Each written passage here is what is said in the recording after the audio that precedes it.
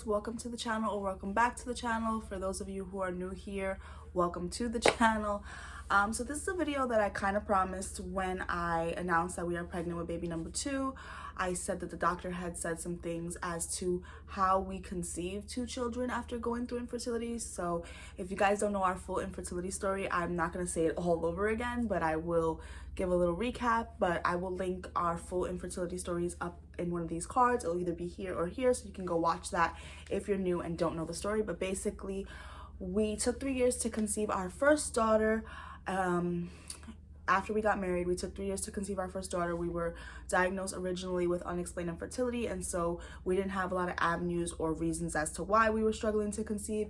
And then we miraculously conceived her, and then now I found out I was pregnant with baby number 2 in November of this year, and I am due in July. And that baby was unplanned, and so we weren't trying, and so we didn't really go through infertility although it did take a while to get pregnant again because we weren't really preventing, but we also weren't trying.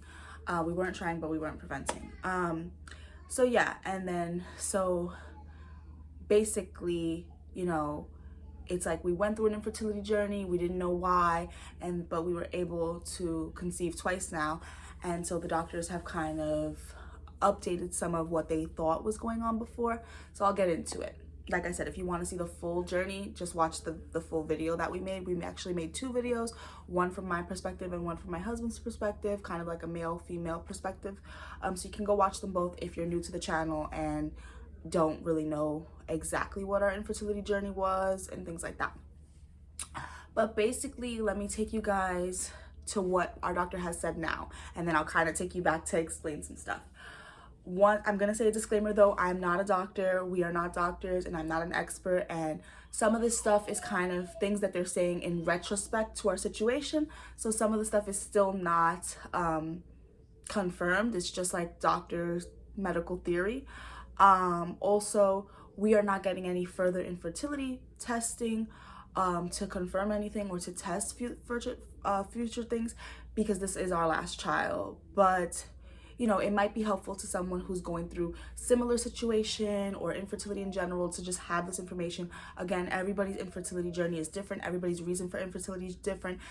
Some people go through infertility for years. Some people go through infertility forever. Some people go through infertility and, like us, get pregnant and find out later why they went through infertility. So obviously this information is like, in retrospect, it would have been helpful to know 3 years ago for us, but we didn't know it 3 years ago. But it might be helpful for someone else, so that's why I'm sharing it. So basically, when we went to when we were pregnant with our first daughter in 2021, when you first go to your first pregnancy appointment, they do an extensive history of any past pregnancies you've had, any miscarriages you've had, ectopic pregnancies, infertility problems, health problems, everything. So the initial doctor that I was seeing when I was going through my infertility journey isn't the doctor that I, continue to see when I got pregnant. I switched my hospital when I got pregnant because I wasn't happy with my hospital, and I didn't want to give birth there. I didn't want to go through my pregnancy journey there. I didn't feel secure there. So I switched to a doctor that I did.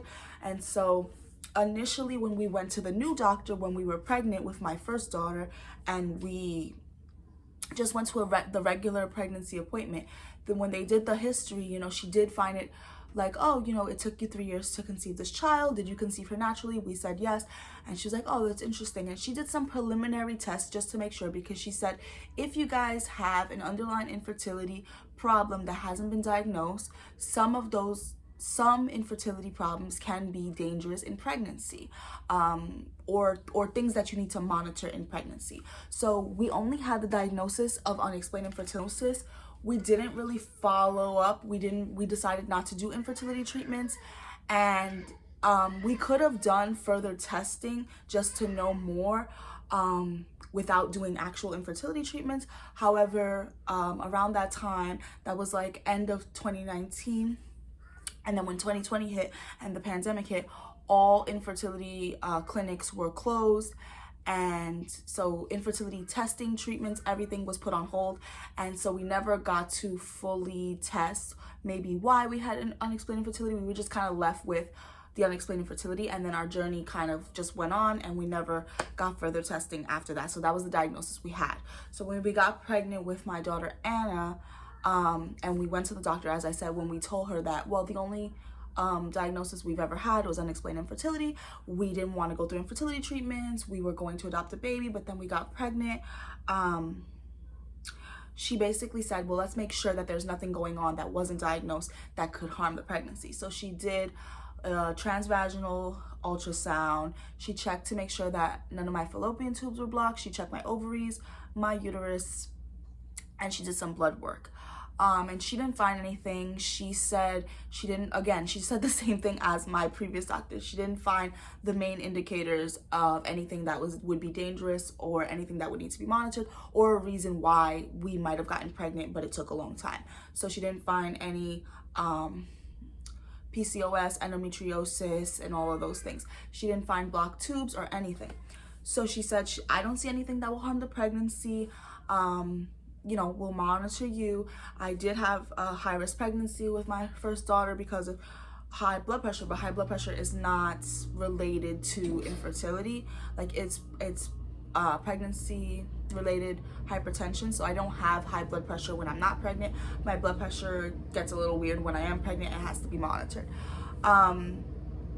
But that's not linked to infertility, and it's not a problem that I had prior. So it wasn't that I had to be monitored, and it was a high-risk pregnancy, as is this one, but it's not a reason, it's not a link to the situation. So she was like, I don't see anything, obviously you aren't infertile because you're pregnant now. This was in 2021, again, with my first daughter, not this pregnancy. And she was like, well, we'll continue to monitor you, but your pregnancy is healthy, and sometimes people just get miraculously pregnant. This was my first daughter, so it was my first time getting pregnant, and they didn't know. So we had a healthy pregnancy. Yes, we had the high risk, the blood pressure, but it was monitored and it was treated, and it never became anything dangerous to the pregnancy. The pregnancy was able to go to full term, and my daughter Anna was born March 2021, perfectly healthy. And when we gave birth to my daughter, my husband and I just decided, the doctors don't really know. They said, well, you were diagnosed with unexplained infertility. You did take 3 years to conceive, but you ultimately conceived. We have no idea what caused your infertility journey the first time. We have no idea if you'll struggle with infertility if you try to have another baby. You might not. We don't know, and we don't know what caused it the first time.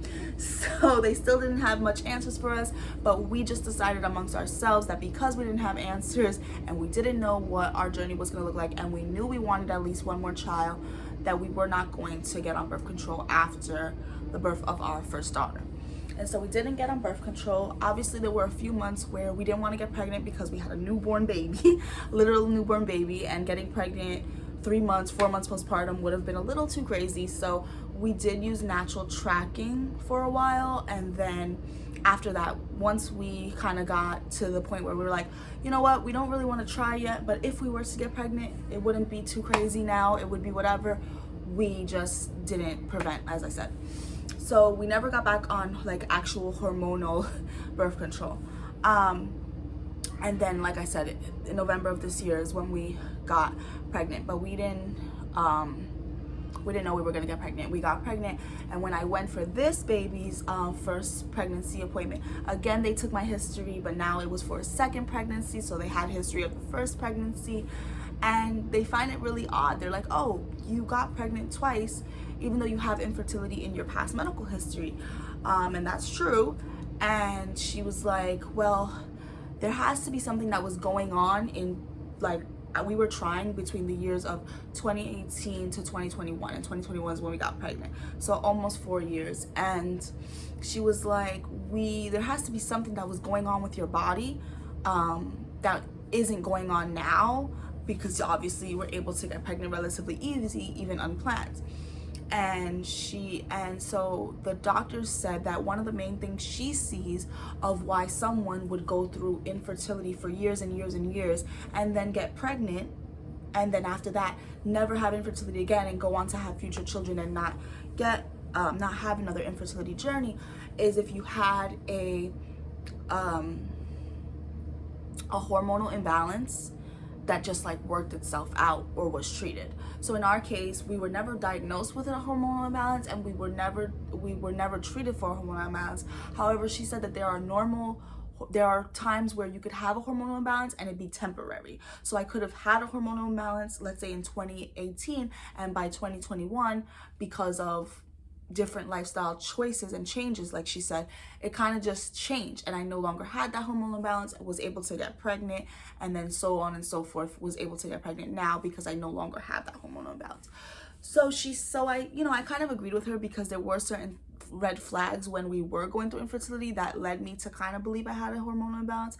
But again, I was never tested because we never went through extensive infertility testing and treatment.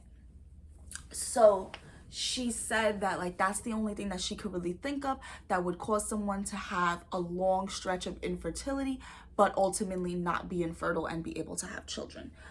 There probably are other medical things, but those are things that probably would have been picked up. She said sometimes you could have such a slight hormonal imbalance that it's hard to even pick up on blood work, but it will affect your infertility, because even slight hormonal imbalance can affect your fertility. You won't be infertile particularly, but it might make it harder to get pregnant. And that's what she specifically thinks happened with us. But when they did the preliminary blood work for this pregnancy, she didn't see anything concerning in my hormone levels. She's just going by my history to say that that is what she has seen in other patients, and that is what kind of makes sense for someone to go through almost 4 years of not being able to get pregnant, and then get pregnant, and then go through being able to get pregnant kind of unplanned, right? So she said like sometimes sometimes hormonal imbalances just work themselves out based on changes that you made and changes in your own body. Just like someone could go through years and years of never having a hormonal imbalance, and then all of a sudden they do have a hormonal. Talking to me, she basically said things that could affect your hormonal imbalance and actually make it better is like weight loss, changing your diet, more active lifestyle, and less stress. And those are all things that we did actually change, like I would say end of 2019 to 2020, and we got pregnant in 2021. So I definitely think that, I did lose weight between those times. I did lose a lot of weight and was working out, and did start kind of working out more, and was eating healthier. And I would say I also had less stress. Obviously 2020 we were in a pandemic, so there was that kind of stress, but as far as in my personal life stress, I definitely did things that was causing less stress. So I could see where that could be the truth. But I wanted to go over why I believe that she's correct, that we might have had a hormonal imbalance in my previous years when trying to conceive our first pregnancy. When I first got off birth control and I was trying to conceive my daughter, my first baby, we did have a few months in the beginning where my periods were irregular, and they've never been irregular before. And my previous original doctor was telling me that's normal when you get off birth control, your body just has to adjust. But for me, it lasted about 6 to 8 months, which I thought was a little bit long. So that is a sign of maybe something hormonal going on. I did gain weight more easily than I did before. Again, I said I lost it at the end and was and then ended up getting pregnant, but I did gain more weight, and I wasn't really eating much differently and didn't know why I was gaining weight. That could be a symptom of hormonal imbalance.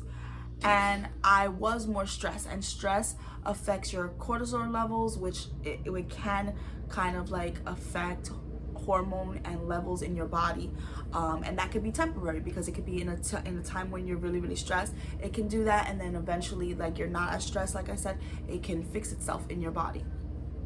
So I do think that those 3 things might have contributed. If not, then we really don't know. And at this point, we are pregnant with our second child, and that's just their theory. And they basically told me that because they were saying, well, now that we know you can get pregnant, now that you know that your first daughter wasn't like kind of like a fluke in your fertility, that you actually can get pregnant with multiple children, you kind of have to think about birth control for your next, or if you're gonna have a third. But we are not doing that because we know that we're done having children after this baby. And so Sam is actually going to get a vasectomy. I think he's going to be doing like a Q&A about that, so wait for that video if you're interested in that part of it. But we know that this is our last child. We're planning for it to be our last child, and so we're not worried about birth control moving forward, even though we know now that we don't have any type of hormonal imbalance that they think we might have had years ago. But I just wanted to make this video because some people might be going through a stage where they got off birth control, they're going through maybe a hormonal change, and now it's affecting their fertility and they don't know, and they're getting diagnosed with like unexplained infertility. And maybe you should check your hormone levels. Like I said, everybody's infertility journey is different. Everybody's reason for going through infertility is different. Some people's infertility problems, depending on your diagnosis and what's going on, is permanent. It's like an actual infertile diagnosis versus infertility problem. Some people just go through years and years of infertility and do get pregnant. Some people never get pregnant. Some people have problems carrying the child to term. And so everybody's different. You have to work with your doctor. It really is a journey to get the diagnosis. Sometimes it really is a journey to figure out how to get pregnant, how, you know, what is it going to look like for you and your body. But this is just something, if you're going through just getting off birth control and you're noticing those symptoms I mentioned, maybe talk to your doctor about just getting your hormone levels checked, or about what type of hormones could affect your infertility. So I just wanted to share our update, because part of this channel is a family channel, but we are an infertility channel, we are a parenting channel, and I wanted to share the update because some people are like, well, you know, you struggled with infertility, so what's going on? Because you're gonna have 2 kids now. And that is the update. That is what I got from my doctor. That's all I have. And like I said, she said that if we wanted more kids, we could do more testing just to make sure, or just to test further, but we do not want to go through more pregnancies because of our high risk and because of other reasons. But this is our last baby, and so we're not going to put our bodies through that. If it was previously in our journey, if it was before when we didn't have a child and we were trying to get a diagnosis, we would probably do some more testing, but right now we're not. We're just gonna say that that's probably what happened, and God bless us with these 2 children, and we're gonna have faith that, you know, our second baby is also healthy, and we're gonna move forward. But I wanted to explain it for anybody that it could help, or anybody who's thinking like maybe they got tested for like PCOS, endometriosis, blocked tube, which is the main things they test for, and they didn't pick that up and they're getting diagnosed with unexplained infertility. You could look into your hormones as well. So I wish anybody going through infertility and going through struggling to conceive, all of those things, I wish you hope and strength as well. And stay tuned for the next video.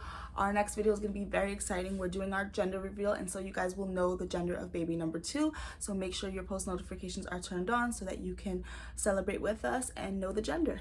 Okay, I'll see you guys in the next video.